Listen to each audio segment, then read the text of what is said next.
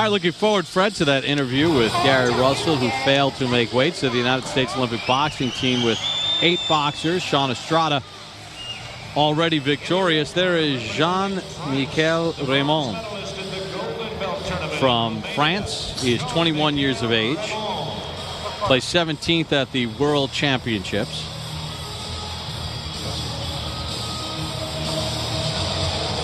So Raymond will make his entrance into the ring. He'll be taking on Elshad Rasulov from Uzbekistan. He is 22 years of age. He placed 9th at the World Championships. So a little bit more experience for Rasulov, who also placed first at the Asian Games last year. Referee is Wayne Rose from Australia.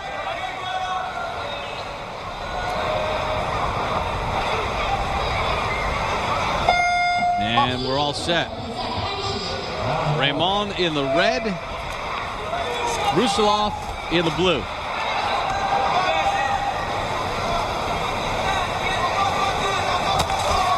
Right hand from Raymond. Rasulov is a southpaw.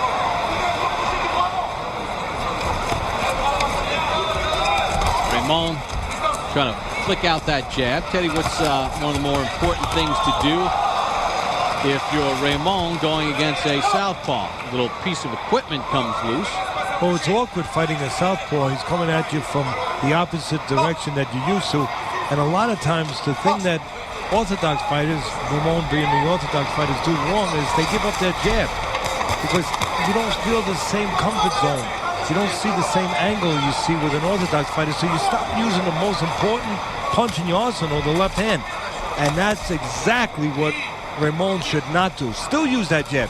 Even if it doesn't feel as good, even if it doesn't land quite as often, use it to set up the other shots and to keep the southpaw busy. As you can see on that high angle shot, you want your lead foot to be on the outside of your opponents when you're fighting a southpaw. Raymond was in good position there. You don't want to think about it so much where you become bogged down with it and mechanical with it. But yes, if you're the Orthodox fighter, as the man in red is, move to your left a little bit, keep that lead foot outside the lead foot of the southpaw and try to stay away from his power hand. Stay away from the left hand of Rasulov. Well, he didn't, and he paid. 1-1 our score.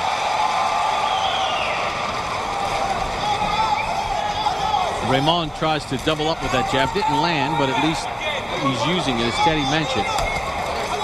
And also, forget about southpaw Orthodox. Throw that all out the window. Right now, Raymond has to remember, he's a little taller, he's a little longer. He needs to use that height, not do that.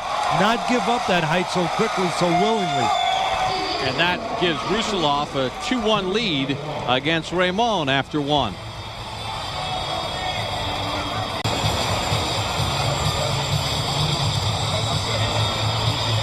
Jean-Michel Raymond had good consistency in the early part of the fight. Right hand there scored, but Elshad Rasulov came back, Teddy, and scored the final 2 points of round number 1 to take the lead.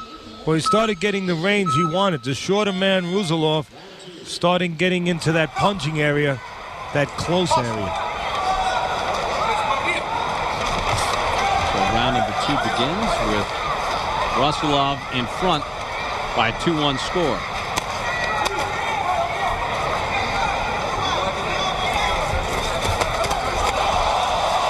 You see right there, Rasulov doing a good job going in, pushing the southpaw, pushing Raymond, the man in red, back a little bit, and then stepping back when he feels that Raymond's going to attack a little bit, react to that pressure, and making Raymond fall forward, making him fall into counters. Just watch the job that the man in blue, Rasulov, does there, Bob. They start to press forward a little bit, make Raymond feel a little bit of pressure, and then when Raymond reacts to that pressure and comes forward, again, Rasulov sets the trap, steps back, and he gets off some counters. You can see it right there. That's the mentality of Rasulov. You see Rasulov using the ring a little bit, looking for the right key to the door. Is it the front door? Is it the side door? Trying to figure it out right now. It's the front door right there, getting Ramon to walk right in.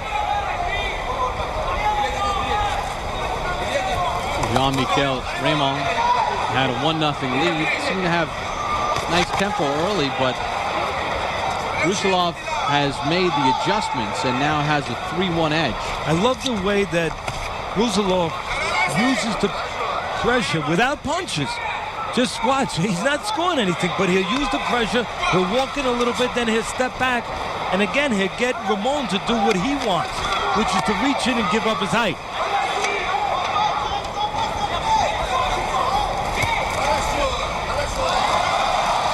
Rusilov gets a point near the end of the round and shuts out Raymond 2-0 in the second. He has a 4-1 lead. Teddy, take a look at the United States medal count in boxing, and it has gone down in each of the Olympic Games starting in 1984, 2 in 2004.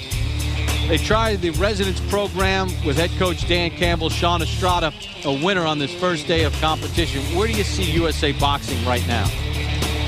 Well, right now they have a problem. They've had a problem, as that chart indicates, over the last several years, the last several Olympics, because they kind of use the Olympic boxing and the international boxing, USA boxing, for a farm system for the pros. The European fighters, for the most part, they care more about how they do in the Olympics. The Americans, they want to do well in the Olympics, but they know they're really pushing forward for the pros, and they go in there with a pro style, a pro mentality, almost an arrogance, like we're faster, we're better athletes, we have our style, it's going to work. But in international waters, in the Olympics, that style does not work. Hey, we saw that in basketball. The original Dream Team, they just overwhelmed everybody with talent. But in the ensuing Olympic Games and in world competitions, the United States started to struggle in basketball, and they have since had to adapt to a European style to play in the Olympics. They can't just roll out the superstars and just dominate. I mean, you can make an argument, a good argument, that would hold water, that the United States boxers are still the best athletes. In some cases, they're the fastest, they're well-conditioned, they have very conventional styles that you like to look at, but again, that's not what counts when you come to this tournament, when you come to Olympics. It's what's going to get the eyes of the judges, the scoring system. And the Europeans, for the most part, they respect that, they understand that, and they train for that tournament, for that style.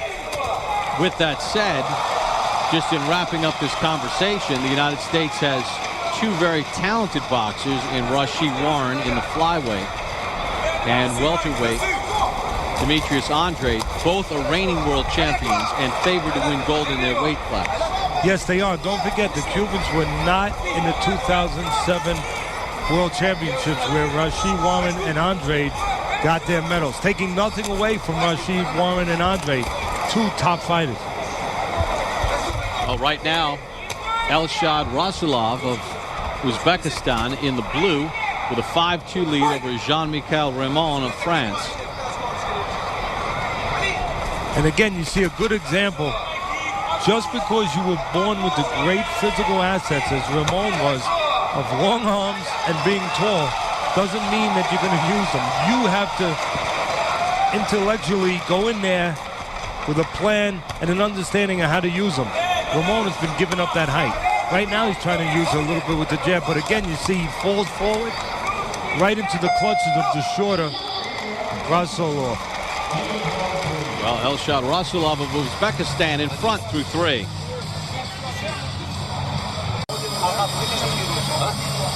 Elshad Rasulov of Uzbekistan, 9th in the World Championships, placed first in the Asian Games last year. Fell behind 1-0 in this bout against Jean-Michel Raymond of France, but has controlled the course of the action. He scored 2 points in each of the first 3 rounds and has a 6-2 lead heading into the 4th and final round.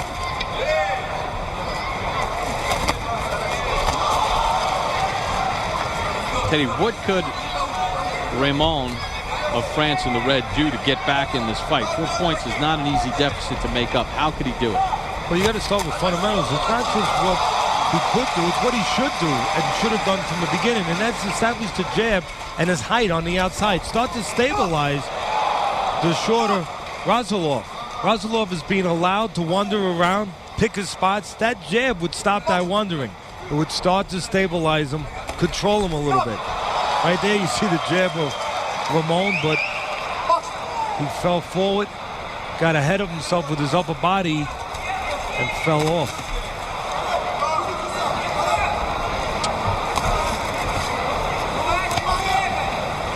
Right now, Ramon just chasing. I don't think he's thinking, he's just chasing, and he's chasing and walking right into counter shots of Rasulov.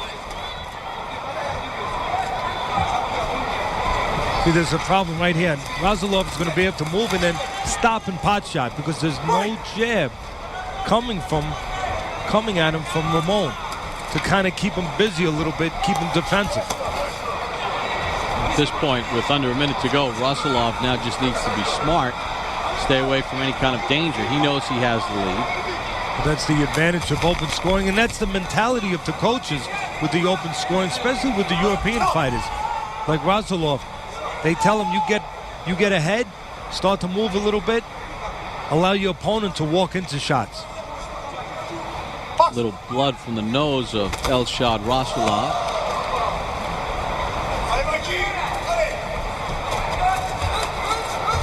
Ramon just chasing. And right now, Rasulov prevent defense, and then he stops and he catches Ramon not expecting anything.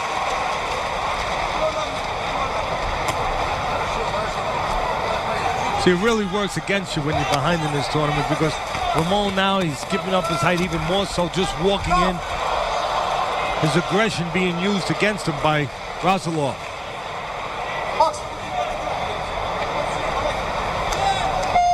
Elshad Rasulov of Uzbekistan scored 2 points in each of the 4 rounds. Shuts out Ramon in the final round and wins an 8-2 decision to advance. Good performance by Elshad Rasulov.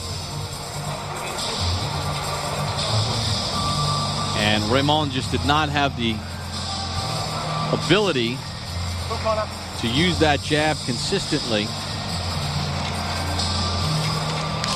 and control the fight. More experienced Rasulov able to use his skills in international style boxing to perfection in securing the 8-2 victory and advancing in the middleweight division.